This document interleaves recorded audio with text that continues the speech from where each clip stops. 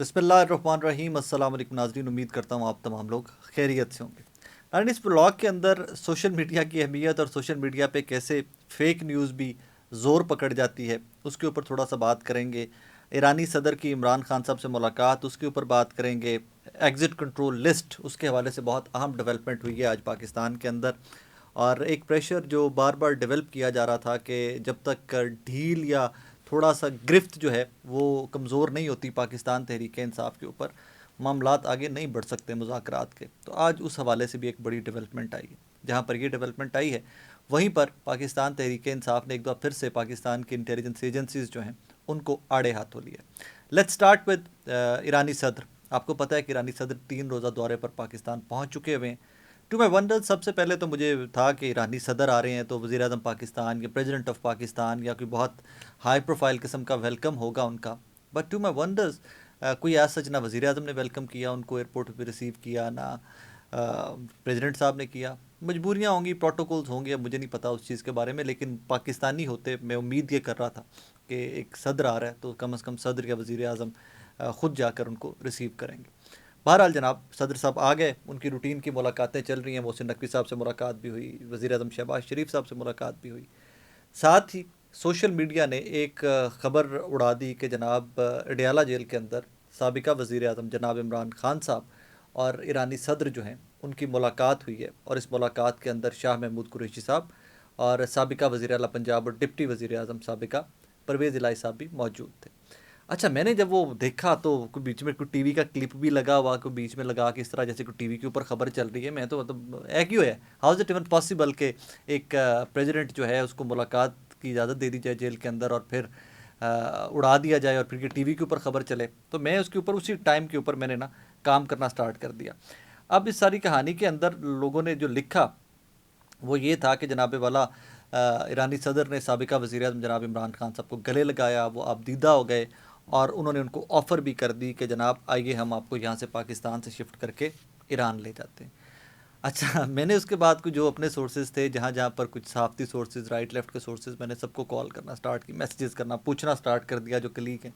मैंने कहा यार इस तरह की कोई खबर की कॉन्फर्मेशन आप लोगों के किसी सोर्स की तरफ से आई? तो उन्होंने कहा यार कहीं पर नहीं थे, तुमने कहाँ देख ली ये खबर, कहाँ से आई तुम्हारे पास?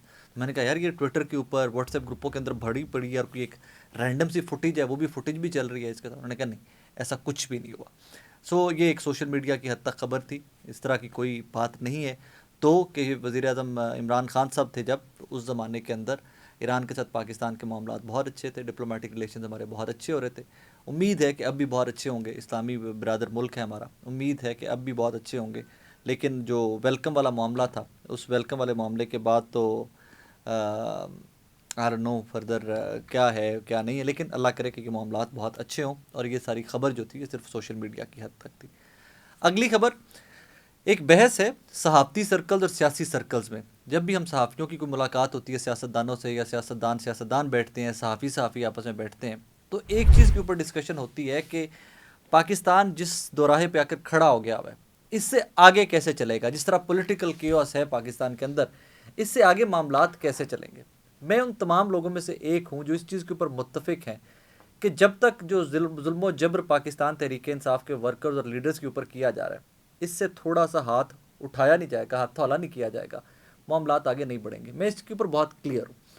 अगर मुझे किसी को साथ बिठाना है तो मैं उससे बैठकर मुज़ाकरात कर सकता हूँ, बात कर सकता हूँ। मैं उसको मार कर नहीं कर सकता उसके साथ मुज़ाकरात। मैं उसको ज़बरदस्ती, उसको तुम मेरे साथ ज़बरदस्ती मुज़ाकरात करो, ऐसे मुमकिन नहीं है।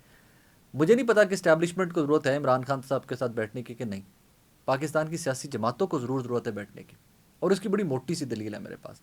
आज ये तहरीक इंसाफ है तो कल को उन सियासी जमातों ने इस रगड़े में और इस कटहरे में आना है। लिहाजा उनको अगर कल को बचना है तो उनको आज सियासी जमातों को इकट्ठे होना।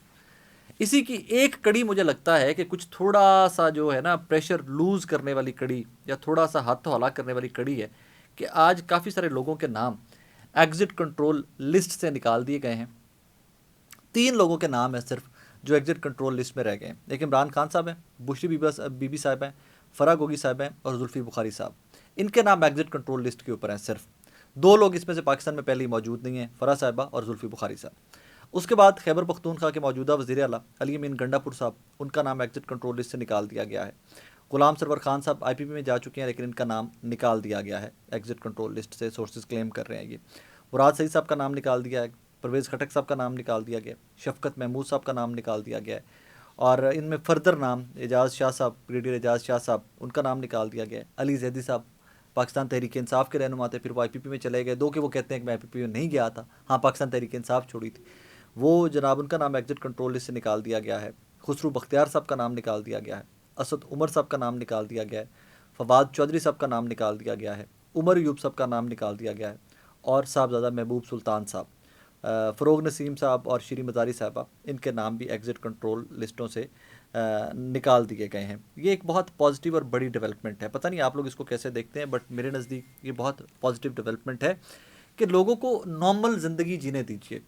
अगर आपने कारोबार सरकार चलाना है, अगर आपने गवर्नमेंट चलानी है, तो गवर्नमेंट चलाने के लिए आपको थोड़ा सा हाथ भी हौला करना पड़ेगा।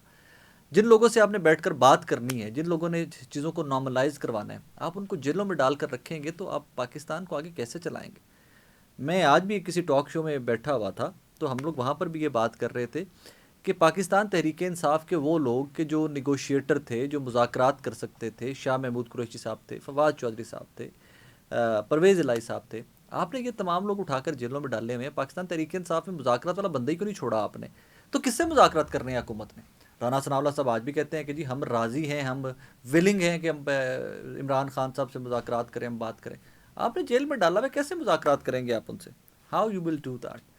तो आपको थोड़ा सा अपना फ्यूचर, पाकिस्तान के अंदर सियासी जमातों को मुस्तकबिल के बारे में अगर सोचना है, अपना मुस्तकबिल सोचना है, तो जनाब आपको ये जो जाली जिस तरह, और फिर ये एक नई बहस स्टार्ट हो गई हुई है कि राना सनाउल्लाह की स्टेटमेंट के बाद कि अगर इमरान खान बैठ जाते हैं, डायलॉग करते हैं, तो केसेस सारे ख़त्म हो जाएंगे, रिहाई पॉसिबल है एंड ऑल दैट। तो लोग इसके ऊपर कहते हैं कि क्या एक मीटिंग के ऊपर सारे केसेस ख़त्म हो जाएंगे?